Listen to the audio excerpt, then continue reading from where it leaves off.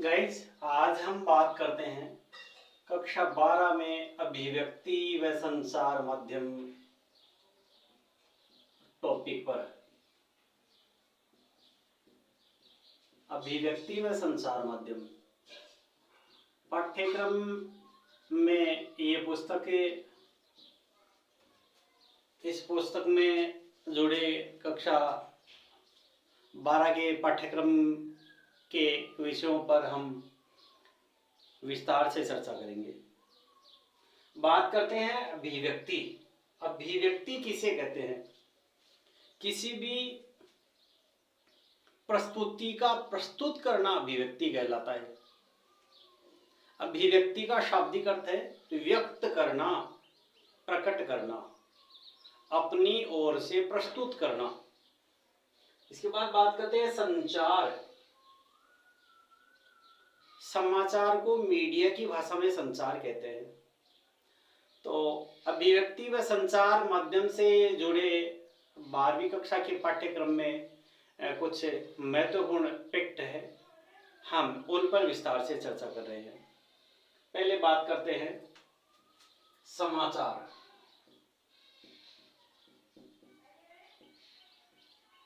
समाचार किसे कहते हैं? कोई भी ऐसी सूचना जो जन संपर्क द्वारा बहुत से लोगों तक पहुंचाई जाए, इसका नाम समाचार है। समाचार की परिभाषा: देश विदेश में घटित ताजा घटना की जानकारी। देश विदेश में घटित ताजा घटना की जानकारी समाचार कहलाती है।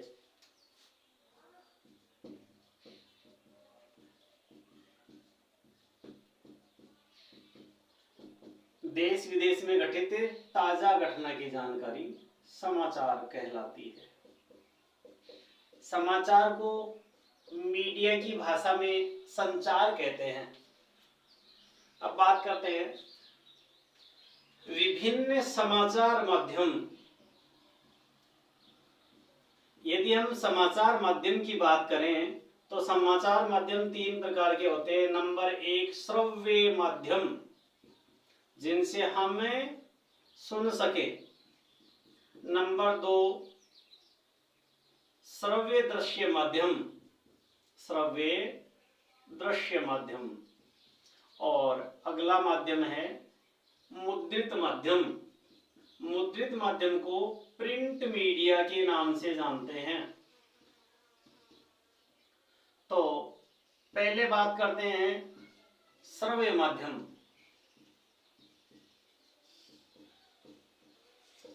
श्रव्य माध्यम, कोई 2 श्रव्य माध्यमों के नाम: रेडियो, एफएम। रेडियो और एफएम। FM frequency modulation.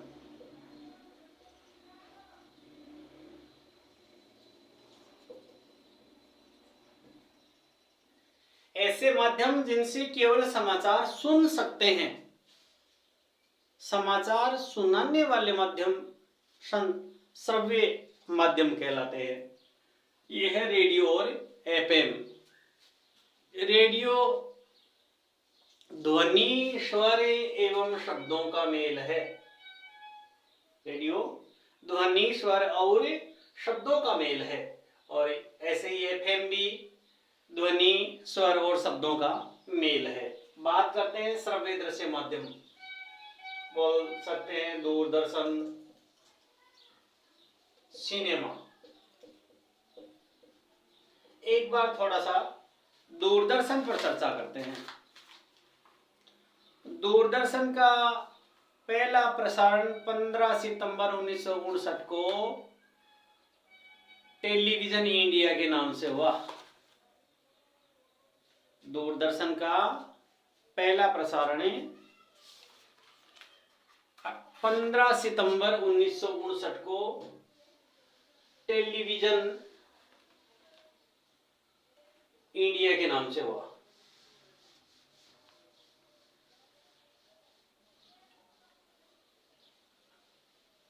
पहला टीवी चैनल WRGB जो आज नए नाम से है W2XB के नाम से था। पहले बात करते हैं दूरदर्शन का। भारत में दूरदर्शन का पहला प्रसारण कब हुआ? 15 सितंबर 1959 को।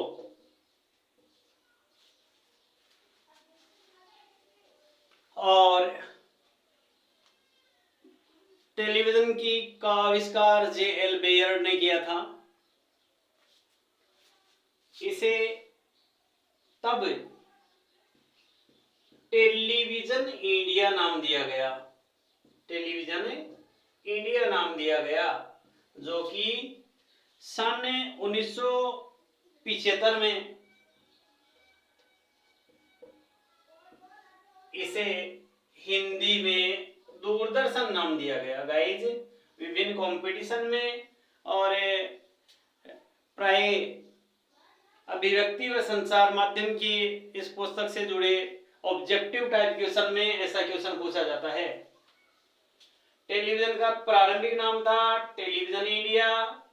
इसका पहला प्रसारण 15 सितंबर 1959 और 1975 में इसे दूरदर्शन नाम दिया गया। अब बात करते हैं भारत का पहला टेलीविजन चैनल। भारत का पहला टेलीविजन चैनल जिसका नाम था W2BX, जो कि आज WRGB के नाम से चलता है। अब बात करते हैं भारत का सबसे बड़ा न्यूज टीवी चैनल है, न्यूज चैनल है TV today network. TV today network Bharat का सबसे अधिक चलने वाला television news channel TV today news channel है। अब बात करते हैं मुद्रित माध्यम। मुद्रित माध्यम में समाचार पत्र और पत्रिकाएं आते हैं। अब समाचार माध्यम के समाचार किस प्रकार से लिखे जाते हैं, इनकी क्या विशेषता है, क्या खामियां हैं, इस पर चर्चा करेंगे। सबसे पहले बात करते हैं श्रव्य माध्यम के समाचार किस प्रकार लिखे जाते हैं। साथ ही बात करते हैं दूरदर्शन समाचार कैसे लिखे जाते हैं। श्रव्य माध्यम के समाचार, दूरदर्शन माध्यम के समाचार किस प्रकार लिखे जाते हैं। गाइस, समाचार हमेशा उल्टा पिरामिड शैली में लिखे जाते हैं। उल्टा पिरामिड शैली क्या है? श्रव्य माध्यम के समाचार हो चाहे दूरदर्शन माध्यम के समाचार हो, ये उल्टा पिरामिड शैली में लिखे जाते हैं। यही बात यहाँ दूरदर्शन समाचार के लिए भी बोल सकते हैं कि दूरदर्शन माध्यम के समाचार भी उल्टा पिरामिड शैली में लिखे जाते हैं। बात करते हैं उल्टा पिरामिड शैली है क्या। तो गाइज, जब कोई भी रिपोर्टर घटनास्थल पर जाता है, घटनास्थल पर जाने के बाद वह किसी भी खबर या सूचना को विस्तार से लिख करके लाता है। उसके बाद वह अपनी डेस्क पर आकर विस्तार को संक्षेप में लिखकर समाचार माध्यम को प्रेषित करता है। तो वह उस विशेष समाचार को संक्षेप में लिखता है। लिखने के बाद सह संपादक के पास वह खबर जाती है। सह संपादक अपनी राय, मत या विचार प्रकट करके उसे और संक्षेप कर देता है। तो पिरामिड है क्या, मिस्र में ऐसी आकृतियां जो नीचे से चौड़ी फिर संकरी संकरी संकरी होती जाती है, उसको नाम दे दिया पिरामिड। और ये उल्टा कैसे हुआ, जैसे ये कोई खबर है, डेस्क पर आने के बाद इसे इतना बनाया, सह संपादक के पास भेजी, उसने इतना बनाया, और उसके बाद में रिपोर्ट छपते छपते या सर्वे माध्यम या दूरदर्शन माध्यम को प्रेषित करते करते छोटी से छोटी होती जाती है, इसका नाम है उल्टा पिरामिड शैली। तो सर्वे माध्यम के समाचार उल्टा पिरामिड शैली में लिखे जाते हैं और दूरदर्शन के समाचार भी उल्टा पिरामिड शैली में लिखे जाते हैं। अब बात करते हैं शब्दों के मध्य ट्रिपल स्पेस का प्रयोग किया जाता है, और यही बात यहां कॉमन रूप में लिख देंगे, दूरदर्शन समाचार माध्यम में भी शब्दों के मध्य ट्रिपल स्पेस का प्रयोग किया जाता है। अब बात करते हैं सर्वे माध्यम के समाचार और दूरदर्शन माध्यम के समाचार लिखने का अगला पॉइंट, गणितीय अंक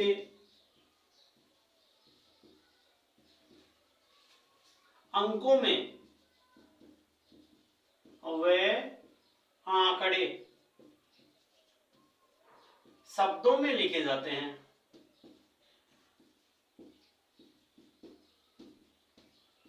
गाइस यहां ध्यान देने की बात है कि सर्वे माध्यम या दूरदर्शन माध्यम के एंकर को बोलने के लिए समाचार लिख करके देंगे।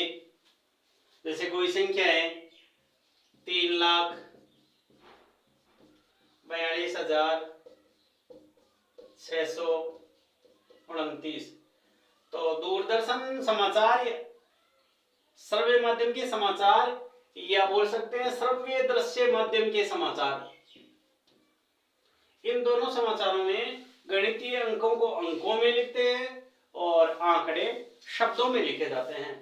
तो ये था श्रव्य माध्यम और श्रव्य दृश्य माध्यम के समाचार किस प्रकार लिखे जाते हैं।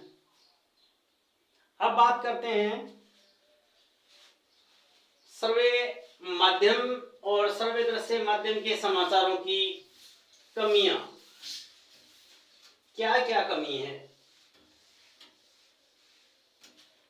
अभी हमने पढ़ा समाचार कैसे लिखे जाते हैं, ये श्रव्य माध्यम और श्रव्य दृश्य माध्यम की विशेषता हुई। अब बात करते हैं श्रव्य माध्यम और श्रव्य दृश्य माध्यम, इनके समाचारों की कमियां।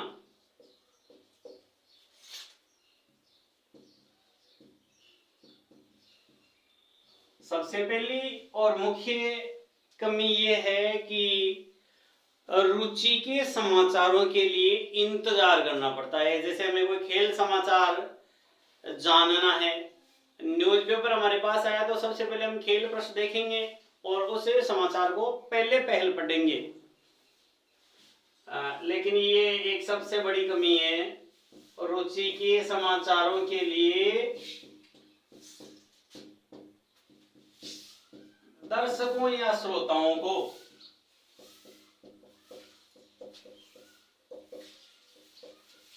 इंतजार करना पड़ता है, पहली कमी। दूसरी कमी है इन्हें प्रमाण के रूप में प्रस्तुत नहीं किया जा सकता।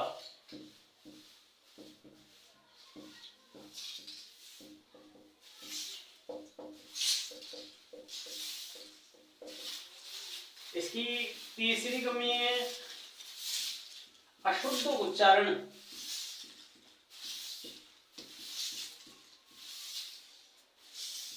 दर्शकों या श्रोताओं को खटकता है। और सर्वे दृश्य माध्यम के समाचार है, इन समाचारों को सहेजा नहीं जा सकता। तो ये थी सर्वे दृश्य माध्यम के समाचारों की कमियां।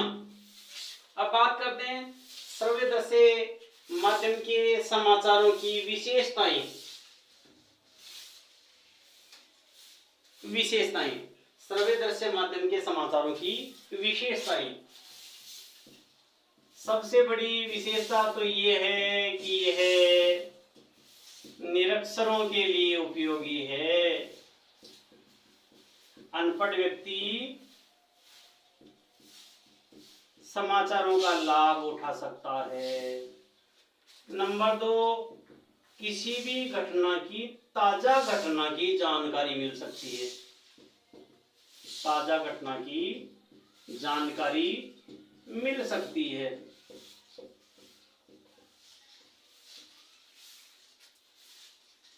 ये श्रव्य माध्यम और श्रव्य दृश्य माध्यम के समाचारों की विशेषताएं हैं। निरक्षरों के लिए उपयोगी है और ताजा घटना की जानकारी मिल सकती है। चाहे हम अगले वीडियो में मुद्रित माध्यम पर चर्चा करेंगे। अभिव्यक्ति व संचार माध्यम के इस वीडियोज में आपको बारीकी से, गहनता से अध्ययन करवाया जा रहा है और आप, आशा है, बोर्ड एग्जाम्स में अच्छे मार्क्स ले आएंगे, क्योंकि बोर्ड एग्जाम्स के लिए यहाँ बारीकी से विस्तृत वर्णन किया जा रहा है। अभिव्यक्ति और संचार माध्यम के हमारा प्रयास, हमारे चैनल का प्रयास ये रहेगा कि हम 10-12 वीडियोज में आपको विशेष परीक्षा उपयोगी सामग्री उपलब्ध करवाएं। वीडियो कैसा लगा मुझे कमेंट करके अवश्य बताएं। धन्यवाद।